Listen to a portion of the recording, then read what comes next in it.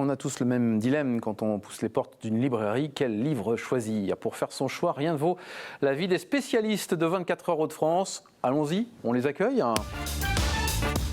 Et qui est donc là? D'abord Daniel Muraz qui est avec nous. Daniel, comme l'année dernière d'ailleurs, Daniel est en liaison avec nous. J'espère que vous allez bien, mon cher Daniel. Dans quelques instants, vous allez nous livrer votre sélection des livres et des bandes dessinées pour cette rentrée. Et puis Bob Garcia vient nous rejoindre dans cette aventure de 24 heures Hauts-de-France. Bonjour Bob. Bonjour, ravi de vous rejoindre. Soyez le bienvenu, merci d'être là. On aurait pu amener le champagne, mais non. On ne peut pas, nous sommes à la télévision, donc non, on ne peut pas d'alcool, bien évidemment. C'est un grand plaisir de vous accueillir. Vous êtes journaliste, auteur, et vous allez venir régulièrement dans notre émission pour nous livrer vos coups de cœur. Et là, pour commencer, vous arrivez avec un invité. Un invité, pas n'importe qui, c'est un auteur en or avec ou sans jeu de mots, c'est comme vous voulez. Il s'appelle François-Xavier Poulain.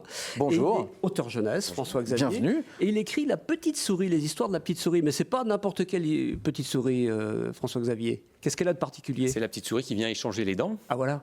Ah bah c'est la fameuse. La fameuse. Ah bah évidemment, naturellement.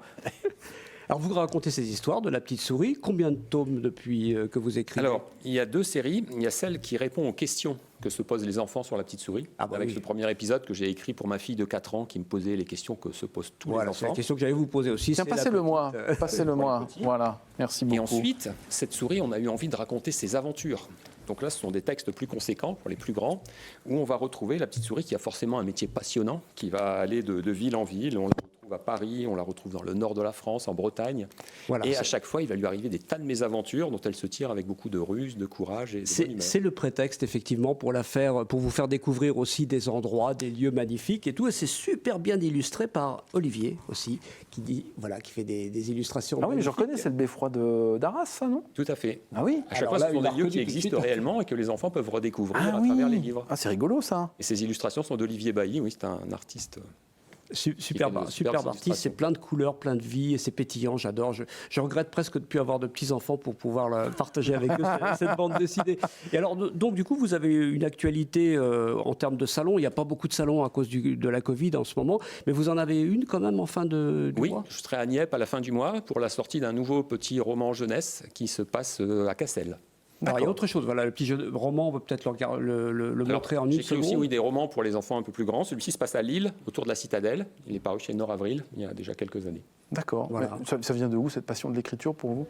Alors, j'écrivais déjà, et puis le premier, c'est un peu pour ma fille. Au début, c'était un exemplaire unique pour son anniversaire, pour répondre à toutes ses questions.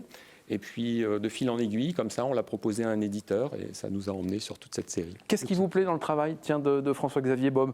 Quand j'étais petit, je me posais comme tout le monde la question de cette petite souris, mais d'où elle sort? Quand est-ce qu'elle vient? Comment elle fait pour récupérer une dent? Et comment ça se fait qu'elle ait tout le temps autant d'argent sur elle? C'est quand même assez louche. Et j'adorais raconter les histoires à mes enfants. Le soir, il n'y avait plus d'heures, on racontait une, deuxième, papa s'il te plaît, pitié, encore une, et puis on en était à la 9e ou 10e histoire. Et alors quand je lis vos bouquins, je retombe dans l'enfance et dans cette période-là, et c'est génial. C'est très bien fait. C'est superbe, c'est magnifique. Alors effectivement, donc ce sont des livres qui sont illustrés. Vous les auto-éditez? Comment ça marche? Alors c'est une maison d'édition qu'on a créée qui s'appelle Rosebois, du château de la petite souris, qui a repris l'édition de tous ces albums. Ok. Génial. Il y a un site. Je le garde, excusez-moi, ça ne me dérange pas. Oui. J'adore la petite souris, ça me rappelle mes souvenirs. Et le site lesdentdelait.com, c'est le site de la petite souris sur lequel on peut lui envoyer un message quand on a perdu sa dent. Lesdentdelait.com, c'est génial. Vivre le personnage, parce que c'est un personnage qui est aussi important que le Père Noël pour les enfants en âge de perdre leur dent. Ah bah oui, je confirme, bien évidemment.